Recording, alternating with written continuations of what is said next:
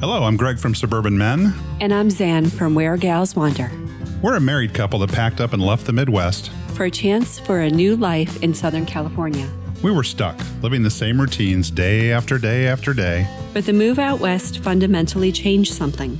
We realized we wanted more adventure, more challenges. So we literally loaded up the truck and moved to Beverly. Well, Los Angeles. And now we want to share our adventures and what we have learned. And together we are California Exploring.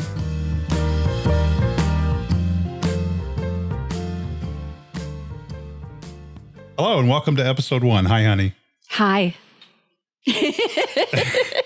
It's our anniversary today. It is our anniversary today, 22 years. I know. Well, we've been together 24.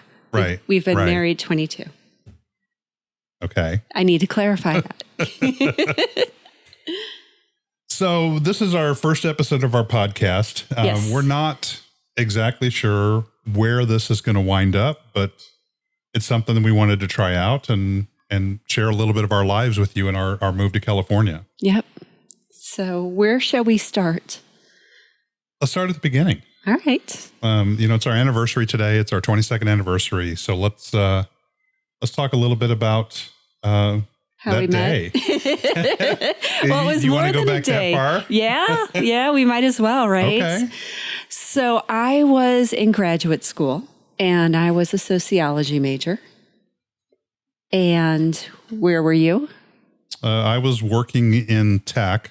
I think I was doing desktop support at that time and doing a little side work for America Online back when America Online, it wasn't even the internet at that point. It was a dial-in service. You'd get the the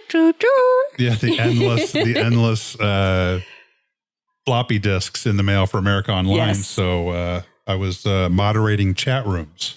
And I was a sociology major in grad school. And one of the projects I had was on cyber interaction, now that the internet was this new big thing. So I had a 3-month project to go into these chat rooms and figure out what they were all about. And what did you find out? And that's where I found you. So I went into these chat rooms and they were very interesting, not at all what I expected, that's for sure. And there really was a sense of community. I think that's the thing that surprised me the most, is that people really formed friendships sort of in the real life format too. And I wasn't expecting that at all. Well, I think that might have been something a little different. We met in actually the Windy City chat room, a Chicago-based chat room. And I think that might be a little different than AOL as a whole, in that people made a concerted effort to actually get together in real life. Right. There were almost weekly get-togethers at some bar where everyone would meet up. And sometimes there were 50 or 60 people that would show up at these things. Yeah. So speaking of which, as part of the conclusion of my project, I had to interview someone in a more professional capacity with AOL. And since you were the chat room host, I reached out to you and asked if I could interview you, which you took as that I was hitting on you. Well, yeah, I mean, it's as a chat room host, I was supposed to monitor conversations and I actually had the tools to take people temporarily or permanently offline to ban them if they were not following the terms of service. But that was kind of like letting a shark loose. Yeah, I was going to say, yeah. in your mackerel cage. Yeah. So, because I wasn't the only woman you were flirting with in that room. Oh, I'll deny that. So we made arrangements for me to give you a call and interview you by phone, and it was supposed to be about an hour. And I remember it was like 8 or 9 o'clock at night. Yeah. And we ended up speaking for 5, almost 6 hours. Like 3 or 4 in the morning. Yeah. And we veered away from the interview very quickly. Yeah, we did. It was more just a conversation. Yeah. I think at the end I was like, oh, wait, I need this information for my paper. Let me ask you this list of questions. Probably half asleep at that point. Yeah. But you didn't hang out. No,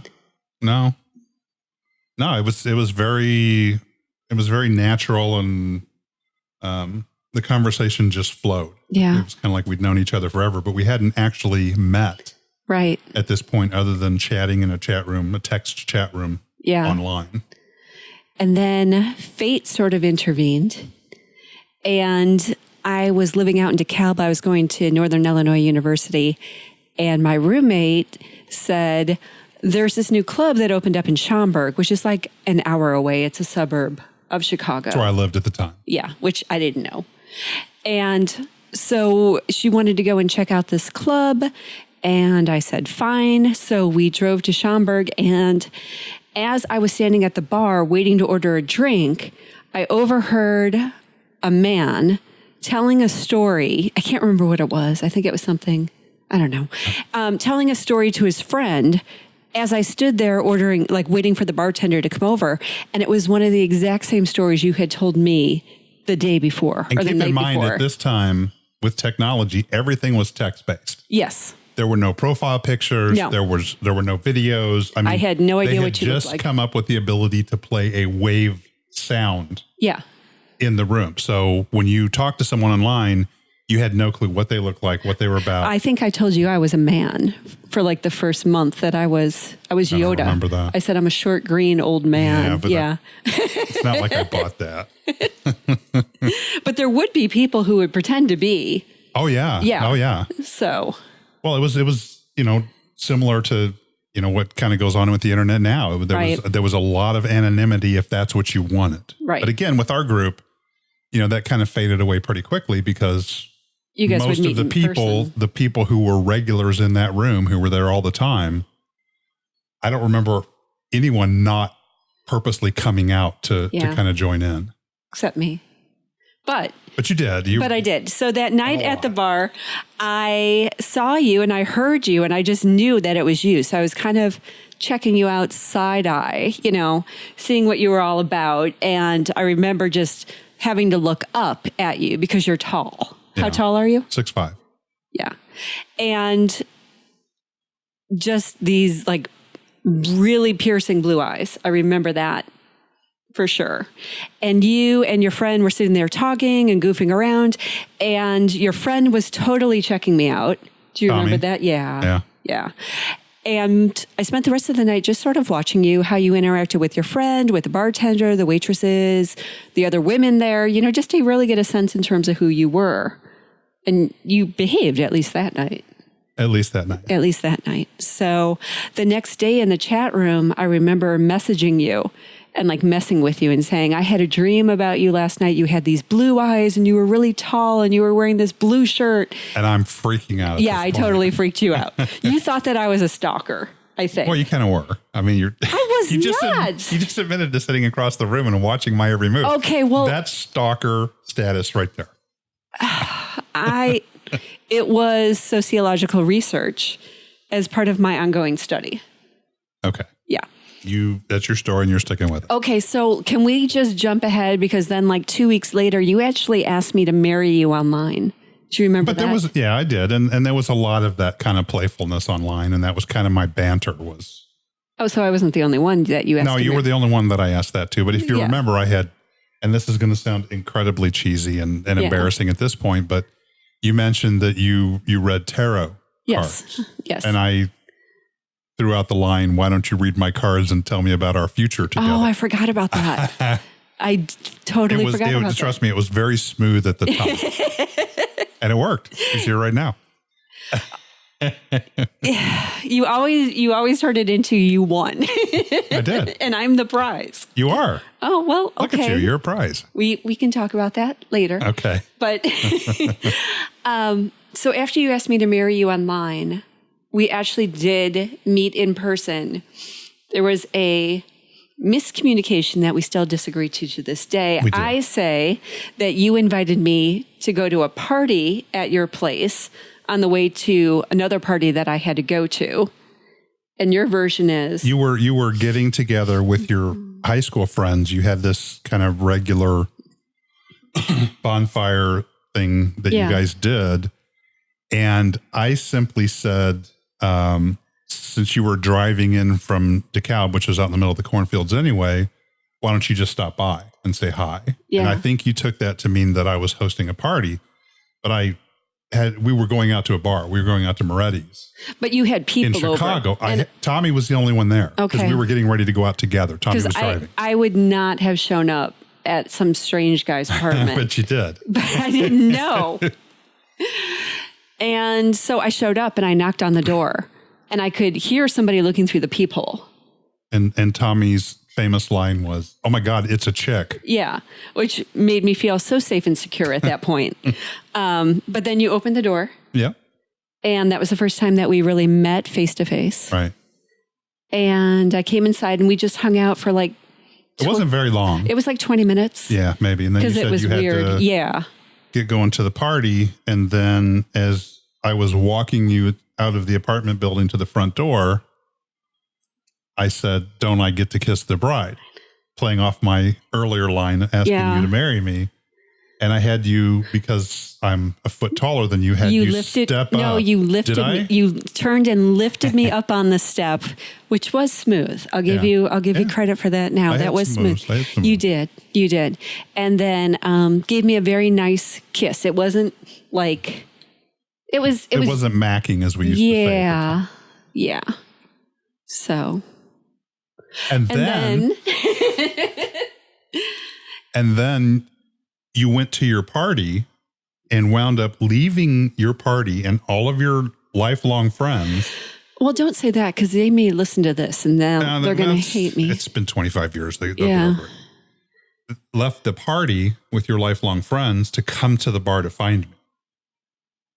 No, I was going to the bar to meet everybody that I had been researching online, and you just happened to be there. Okay, first of all, we've got to drop the researching online, because you had formed friendships and relationships. Yeah, I had. And you had dated other guys outside of me before this happened. True. Right. So this isn't a research project at this point. We were all kind of caught up in this new thing, this new interaction online. Yes. And these new relationships. Yes. So you wound up coming out to the bar. Yes. I don't remember exactly what happened at the bar, but I know we left together. Yes. Because you had your crappy little Chevette. I did. With the duct taped headlights. Yes. And you insisted on driving. No, I couldn't drive. Oh, you couldn't drive because you were too tall. I was too tall. I couldn't get my knees under the wheel. That's right. So I was driving and we were going somewhere. We were going to another bar, I think. We started out at one bar and then we were going to another bar. Yeah. And you had a hole in your jeans. Yep. On your thigh, and I just reached over and kind of stuck my finger in it. Which was rather forward. Yeah. I figured I'd already picked you up and put you on stuff and kissed you. So, but that night ended cordially. Yes. We agreed that we would date. I went home. And you drove back to DeKalb that night? I think I stayed with somebody that night. Maybe I stayed with my parents. And it was July 1st. That was our first official date. There was something going on with 4th of July festivities or cookout or something like that you had people over. My roommate. Yeah. Had a big deal. Yes. For the 4th. So we had a bunch of people over and set up some grills out in the courtyard. And I invited you over for that. Right. And that was our first kiss, like first official kiss, because we call that our... No, we call July 1st our kiss-iversary. Yeah. That's the stairs. Yeah. Oh, maybe that was... Okay, so maybe I did come over on the 4th then. You did. Okay. You did. You came over to the barbecue and we played Nerf football and cooked out and stuff. Yeah. And 6 weeks later, you asked me to move in with you. Yeah. My roommate was actually moving to California. Mm-hmm. And you were finishing up your master's degree. And I already had a job in Hoffman Estates, which was like 10 minutes away from where you lived. I don't think so. I think you were still looking at that point, because we were together when you interviewed, because we had the conversation about your salary and stuff. But that's a different. That's a minor point. So anyway, fast forward 2 years. We've lived together for 2 years. Yep. And we decided to do a little bit of a non-traditional wedding. Well, first, don't you want to tell the story about how you proposed? No. He just rolled his eyes. Yeah. For those who can't see him. I do that a lot. Yeah.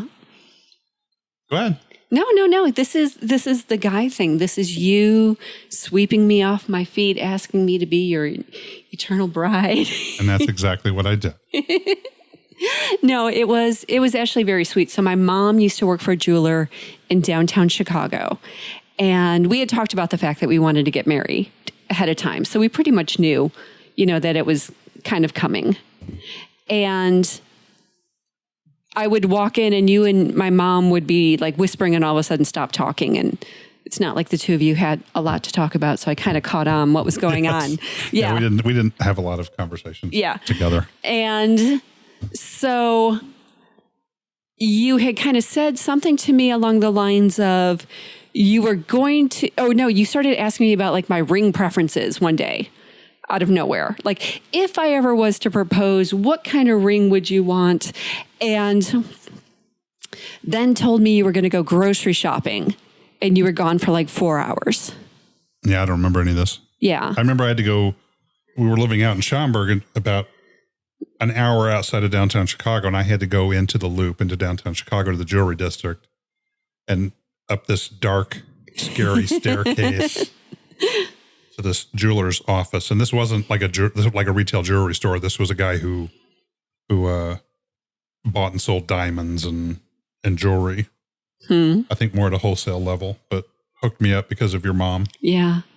And then went grocery shopping because you said you had to go grocery shopping. So you felt like you had to keep the ruse going. But as soon as you walked in the door, you and I locked eyes and I knew exactly what was going on. And I could tell from the look on your face and you could tell from the look on my face. And we both just started laughing. And I think at that point, I think I just dropped to a knee right there. Yeah. Because I had the ring in my pocket. And yeah. We both know what's going on. Right. So right there, surrounded with the groceries, you proposed, and I said yes. Yeah, I actually went to the grocery store. Yeah, that's what I was. So, and then 3 months later, we got married. It was kind of a whirlwind. Yeah. So anyway, to get back to what I was saying, we kind of went the non-traditional route. We didn't want the big church wedding. We didn't want a lot of the traditional stuff, and part of that was, we were a young couple together. We didn't have a lot of money. We were broke. At that point. Yeah. We were broke. Yeah. Yeah. We were stapling curtains or sheets up and calling them curtains. And digging through the car, trying to find enough change for bread and peanut butter for the last day until payday. Because at that point I had graduated, but I started a career in social work, which did not pay. You got paid nothing. Yeah. But, so we wound up having the wedding and reception at the same place. It was one of the, kind of traditional wedding reception halls, but they really did it nice. They set up a little arch up front for us and had a walkway for you. So they set the chairs up, and we were very, very adamant about what we wanted. And we fought with your mom a lot because your mom kept exploding the guest list, and your mom, to her credit, they did pay for the reception and stuff. Yeah. But it kept turning into, we're inviting this person, so we have to invite this person. Yes. And our answer was, no, we don't. We don't have to do anything. But didn't we sort of also solve that by having it on like a Sunday night, knowing that? No, I think we did it on a Sunday night because it was cheaper. Oh. But we gave your mom a table. Yes. A table of 12, and we said, you can invite anybody you want for this table. We want approval on every other table. Yeah. But so we told, we were very clear up front that, we're gonna have the ceremony and the chairs are going to be set up in rows, and then we're going to have 1 hour in which we're going to take pictures with people, 1 hour only, because we had just gone to Paul and Linda's wedding. Yes. Several months before that, and saw them get dragged around for like 3 hours with people continually dragging them over to take pictures. With them. So we were very clear that, we got a 1 hour window, and during that 1 hour window, we had them serve drinks, we had them serve hors d'oeuvres. So our ceremony was only 15 minutes. Yes. That we wrote word for word ourselves. Yes. And had a judge sort of administer. Yes. And then as soon as that was done and we were married, we left to go get the pictures taken for that hour. We did the formal pictures. Yeah. And so we did the formal pictures, and then the hour started. Right. And we had them serve hors d'oeuvres and drinks. And open the bar. For 1 hour. Yeah. While we took pictures with people. And then the reception started. The DJ came in and fired things up. And we had a great time. Oh my gosh. We had an awesome reception, and everyone that told us said it was one of the funnest receptions they'd been to in a very long time. So it was everything that we'd hoped for. It really was. It was such a party. It was. Yeah. That's what it was. And, you know, we had sat down with the DJ a couple months before, and, you know, I think you had some very definite ideas on songs that you wanted played in order. That's so unlike me. And he said, queen of the playlist. Yeah. And he said, look, I know what I'm doing. Let me just handle it. And I think there was one song you said. There were 5 songs that I demand. 5 songs you said. Well, no, there's one you said, I absolutely do not. I don't remember what it was. But you said there's one song, I absolutely do not play this one. Yeah. It was like the chicken dance or the hokey pokey or something. Yeah, I think both of those. And he wound up playing them anyway. Yeah, I know. But it was fun. Yeah. It was fun. We had a great time. So the reception's over. Yeah. Oh, God. We had a hotel booked for that night. It was like 3 a.m. because the reception was supposed to end at midnight, but everybody was having so much fun and no one was leaving that we ended up paying the DJ to stay longer. Yeah.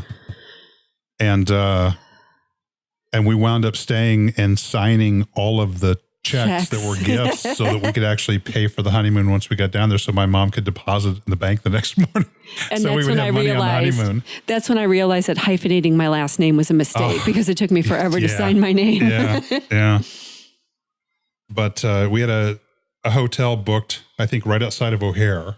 Mm-hmm. And we got to the hotel about 3 a.m. Our flight was at 7. Yeah. 7 or 8 the next morning to go to Jamaica for our honeymoon. And you had a dress malfunction. Yes. So your bridesmaids wound up duct taping parts of your dress to your body. Yes, that is true. Which that was a duct mistake. Tape then stayed applied to you for like 8 hours. Yes. So I'm going to let you take this part of the conversation. Oh, okay. So our honeymoon night was wedding night. Yes, was spent with you trying to peel the duct tape off, which also pulled off layers of skin in some of the most sensitive areas. So that was not the romantic evening that I think we were both hoping for. It wasn't the romantic evening I was hoping for. Yeah. That's for sure. And then we ate wedding cake because we never had any at the reception. We had that for breakfast and then left for the airport. We never even went to bed. I think we got like 2 hours of sleep, maybe. Yeah. I think we finally got the tape off. And then just collapsed. And we were exhausted at that point. And I was in pain. Yeah. Yeah. And then got to the airport. Yeah. Flew down to Jamaica. Yep. That was the first time that I'd ever really been on an airplane. Yeah. First time out of the country. Yep. Well, until we moved to California, you'd never lived anywhere but Illinois. Anywhere but. Yeah. I mean, you went to college in DeKalb, and that was a half an hour away from where you. 2 hours, but yeah. Okay. Yeah. But you'd never lived anywhere other than the southwest suburbs of Chicago. Correct. Yeah. So then we got to Jamaica. Mm-hmm. And that was an amazing trip. Should we save that for episode 2? Or are you going to tell the story now? Go ahead. Do we have enough stories for episode 2 from the honeymoon? Go ahead. I know the story you're going to tell. Just go ahead and tell it. You can tell. Well, I was simply going to say that, you wound up getting sick. Yes. I was allergic to something down there. Yeah. Yeah. But we stayed at a Sandals, and it was awesome. We wound up booking 3 excursions. Mm-hmm. So we did Dunn's River Falls, and that's a rocky waterfall about 3 hours away from our resort. Mm-hmm. We took a bus. We did, and you hike up the waterfall. Climbing the rocks. Yep. And we got to the top, and you turned to me and said, I made it all the way up the waterfall without falling. And at that moment, I took my final step. You took a step and you fell. Yes. Into the waterfall. And I literally reached into the raging water, grabbed you by the hair. Yeah. and pulled you out of the waterfall. Yes. And I think you cracked your shin or something a little bit. Wasn't horrible, but I was bleeding, but yeah. The second excursion, in hindsight, wasn't a good move. It sounded awesome at the time. We decided we were going to, they had a package. You can go horseback riding on the beach and then up into the mountains. And that sounded so romantic. Yes. So we got on the horses, and it literally was the slowest trail ride ever. Yeah. Down to the beach. And the beach was this tiny little corner. The beach size was maybe 40 square feet. Mm-hmm. And the guide had us walk the horses out about ankle deep in the water, turn around, and he took our picture. Yeah. And then we left. Yeah. I pictured galloping down the beach with your hair, the whole Fabio romance novel thing with your hair, flailing in the wind. And it was nothing like that. So then then we rode back right by the stable. Yes. Where we started from. And then we were supposed to go a couple hours up into the mountains. And at that point, we're done. Yeah. We want to get off these horses. Our rear ends were sore. Because we had already been riding for like an hour just to get down to Little Beach part. Yeah, probably a little more than that even. So we wound up spending, and we couldn't, so we decided we were going to terminate the horseback ride, but we still had to wait for our bus to come back at our scheduled time. Right. So we wound up spending 3 hours of our second day of our honeymoon standing in this horse crap filled pasture.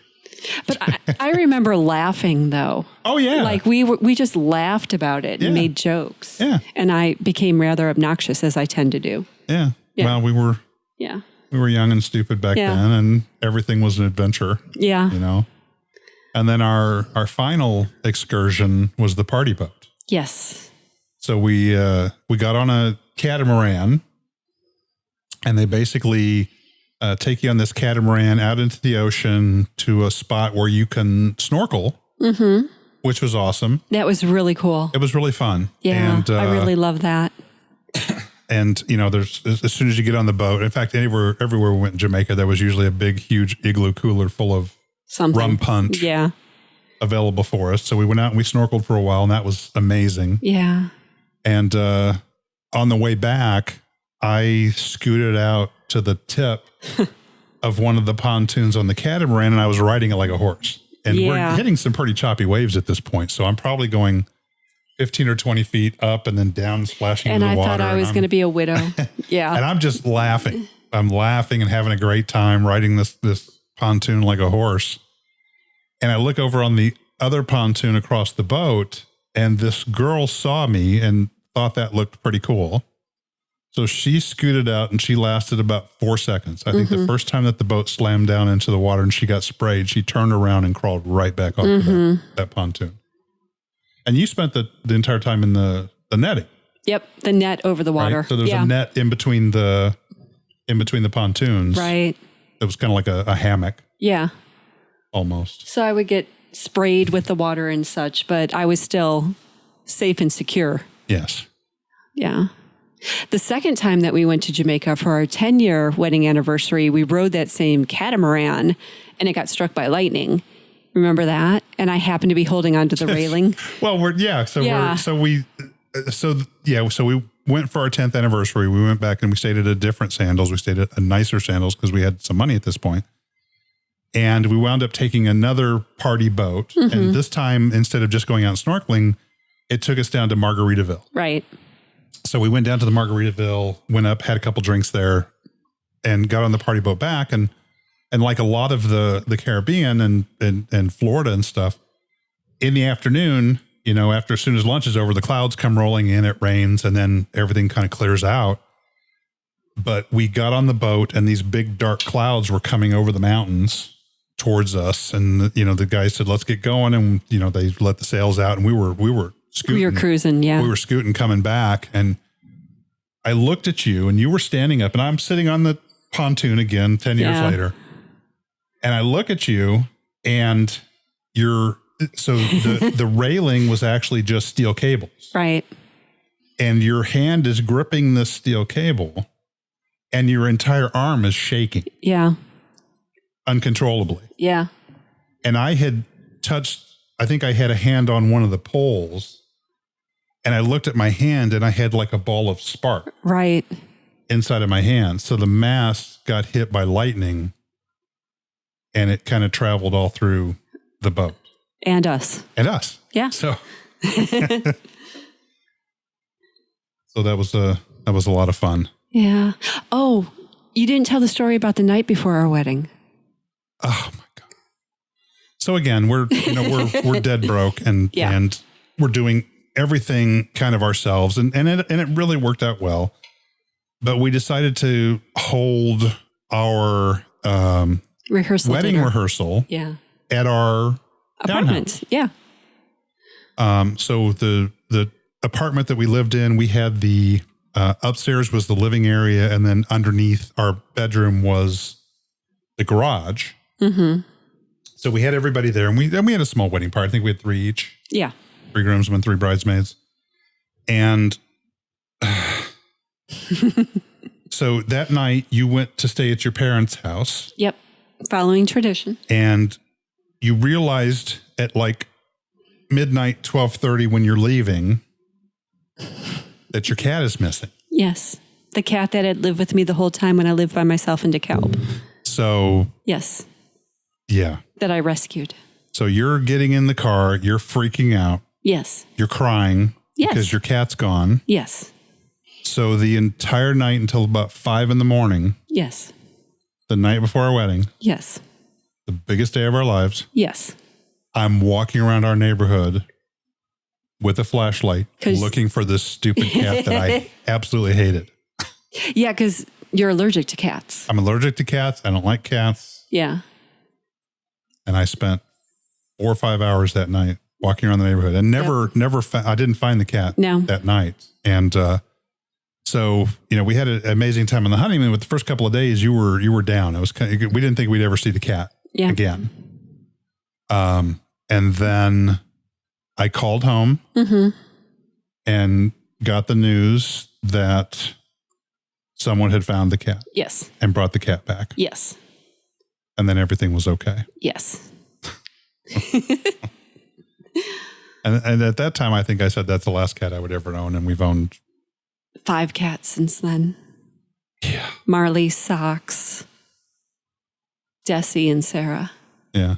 4 cats. Yeah. Well, I mean, you play that game. You go to a pet store with our little girls and have them pick up a cat and hug it and squeeze it. And then you'd send me a picture. No. It happened every time. No, because every time. They encouraged me because Katie was so scared of animals and she didn't want to go to her friend's house if they had pets to start getting her used to it. So I took her to a pet store slowly each time. And one day I said, "Do you want to pet the cat?" And she said, "Yes." So we went in the little room and she sat down and the cat jumped right up in her lap and fell asleep. And she was 6 years old and she looked at me and she said, "Mommy, this cat is my Destiny." And that's how we got Destiny the cat. Yeah. So. I'm still horribly allergic to cats. I know. You remind me of that every single day. We still have a cat. Yeah. This will be the last cat we ever have. True. All right. Well, I think we're going to wrap it up there. Yep. And and on the note of the cat. Yeah, let's go out on a high note. Yeah. We're planning on doing this podcast on a weekly basis, and I hope that you've enjoyed this. Next week we'll talk a little bit more about kind of our history and let you try and get to know us a little bit, and then we're planning at least the first couple episodes after that to start talking about our move to California and the fact that in Illinois we kind of got in a rut and didn't do a lot, and how the move to California has changed us, and what do you like to say? There's more to life. All right, From Where Gals Wander. From Where Gals Wander. So hopefully this is entertaining for you. If you enjoyed it, make sure that you subscribe and check us both out. I'm Suburban Men on all social media and suburbanmen.com. And you are? WhereGalsWander.com, Where Gals Wander on Instagram, Pinterest, and Twitter. We're just Gals Wander. Just Gals Wander. Yeah. All right. Thank you very much. And we'll talk to you next week. Bye.